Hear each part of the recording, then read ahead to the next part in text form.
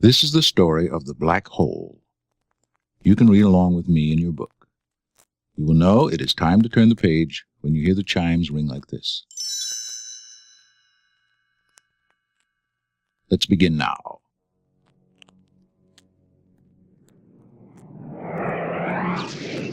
The explorer ship USS Palomino was speeding home toward Earth. Her weary crew had spent many months in space, searching for planets where humans could live. Although their mission was over, their greatest adventure was about to begin. As the crew went about its duties, the image of a gigantic black whirlpool began to form on the scanner screen. Dr. Kate McCrae watched in amazement. What incredible power! It's swallowing comets, planets, even stars. A black hole. Exclaimed Vincent, the ship's robot. The deadliest force in the universe. Nothing can escape it. Charlie, the youngest crew member, had another surprise. Captain Holland, there's a ship sitting motionless on the edge of the black hole. It's not being sucked in. According to the computer, it's the USS Cygnus. But that's impossible. The Cygnus disappeared 20 years ago. And how could any ship defy the force of a black hole? All right, crew, let's go down and have a look, Ordered the captain. Charlie, prepare to dock with the Cygnus.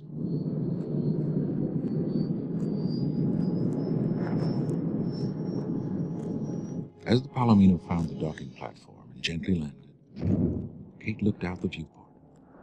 I thought I saw something move. There are people on board. The airlock opened, and the captain cautiously led his crew aboard the mysterious ship. Don't take any chances. We don't know who or what to expect. I quite agree, Captain. Added Vincent. Better safe than sorry. The captain led the way as they explored the vast, empty hallways. No signs of life anywhere. Let's try the control tower. I want to see who's running this ship. An elevator whisked them to the top level. The door opened to reveal a tremendous room full of computers. Kate looked around. Something's not right. There's no one here but robots. I don't much like the company of robots myself. Sniffed Vincent. Just then, the crew looked up to see a red mechanical monster hovering above them. His sight panel glowed angrily as he advanced toward them. Vincent moved to protect his friends. The dangerous red robot drew closer. A voice boomed from the shadows.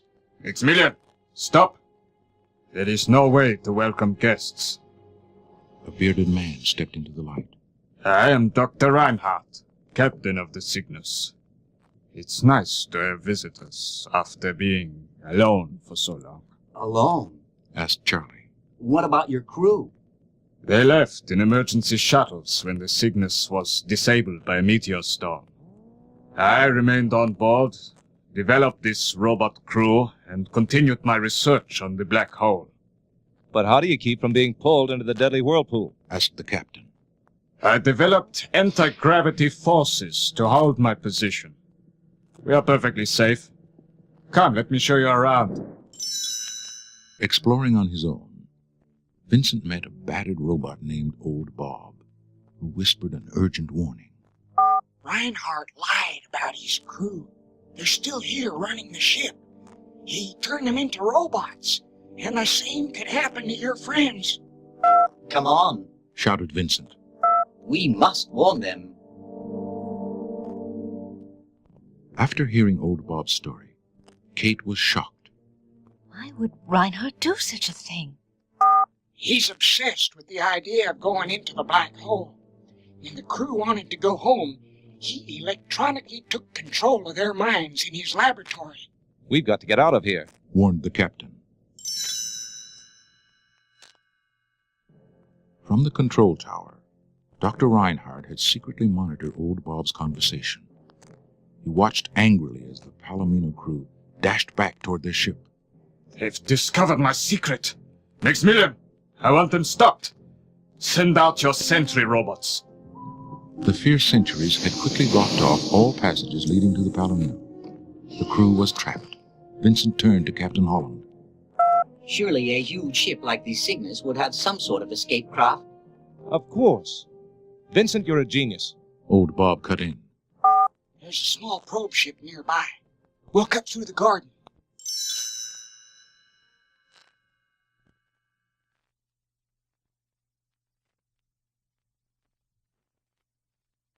The crew followed Old Bob into Dr. Reinhardt's huge indoor garden.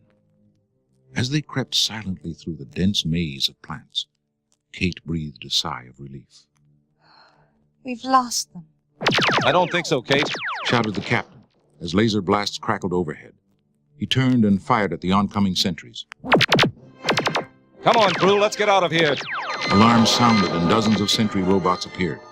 There was no place for the crew to hide. They've got us surrounded. Shouted Charlie. The captain drew his laser pistol. Well, if they want to fight, we'll give them one.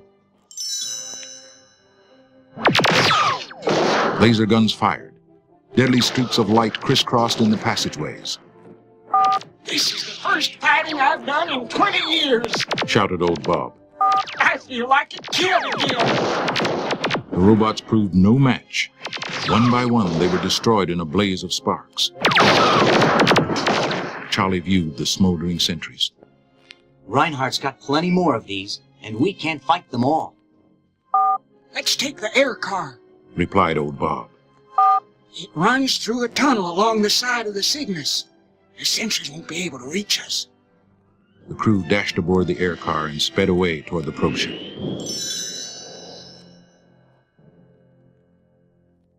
Suddenly, large fiery rocks rained down on the Cygnus. A meteor storm. Shouted the captain. He stopped the air car as a meteor ripped through the tunnel ahead of them. Come on, we'll have to continue on foot. Something else, Captain? Added Vincent. The meteors have damaged the anti-gravity field. The Cygnus is beginning to drift into the black hole. Old Bob led the crew to a bridge over an enormous storage room. We're almost to the probe ship now. Look out! Screamed Kate. Another meteor! A gigantic ball of flame came crashing through the room right at them. They raced away as the meteor smashed the bridge where they had been only seconds before.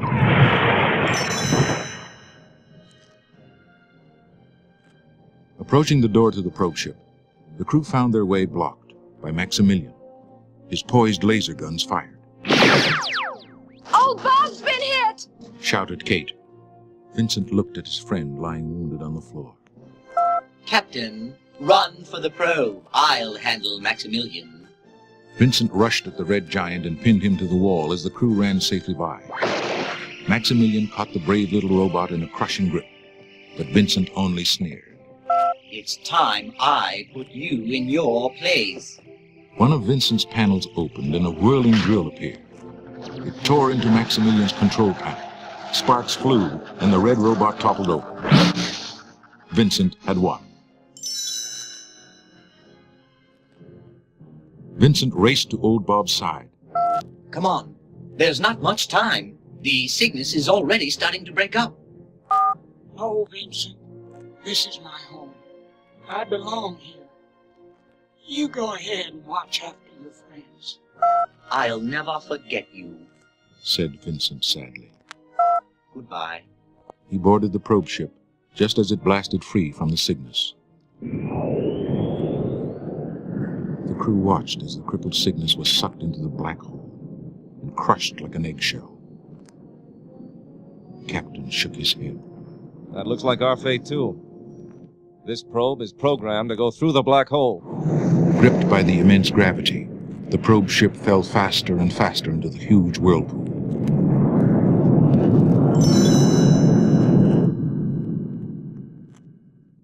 Suddenly, everything was calm. They had come through safely.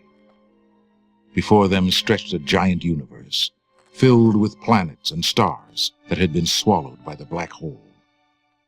Kate was stunned. What will we do now?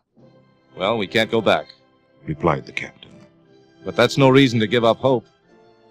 We've been trained to find new worlds. Let's go find one for ourselves.